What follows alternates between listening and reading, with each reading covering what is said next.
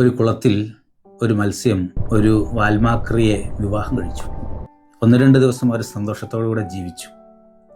3-4 ദിവസം കഴിഞ്ഞപ്പോൾ വാൽമാക്രി ചെറുതായി തവളയായി രൂപാന്തരപ്പെടാൻ തുടങ്ങി. ഈ വാൽമാക്രി തൻ്റെ ഭർത്താവിനെ വിളിച്ചിട്ട് പറഞ്ഞു, നിനക്കറിയുമോ, എനിക്കൊരു ഉൾവിളിയുണ്ട്. ഞാൻ ഈ കുളത്തിൽ ജീവിക്കേണ്ടവളല്ല, ഞാൻ കരയിൽ ജീവിക്കേണ്ടതാണ്. എൻ്റെ ശരീരം മാറിക്കൊണ്ടിരിക്കുകയാണ്, ഞാൻ കരയിലേക്ക് പോവുകയാണ്, നീ വരുന്നില്ലേ?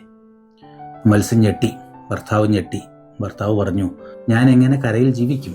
എനിക്ക് എൻ്റെ ചെതുമ്പലുകൾ കൊണ്ട് കരയിൽ നടക്കാനാവുകയില്ലല്ലോ, മാത്രമല്ല ഞാൻ ശ്വാസം മുട്ടി ചാവുകയും ചെയ്യും. അപ്പോൾ ഈ വാൽമാക്രി ദേഷ്യത്തോടു കൂടെ പറഞ്ഞു, നിനക്ക് എന്നോട് സ്നേഹമുണ്ടോ ഇല്ലയോ? മത്സ്യം പറഞ്ഞു, ഉണ്ട്, എനിക്ക് നിന്നെ വളരെ ഇഷ്ടമാണ്. എന്നാൽ പിന്നെ നിനക്കൊന്നും ചെയ്യാനില്ല, എൻ്റെ കൂടെ പോരൂ.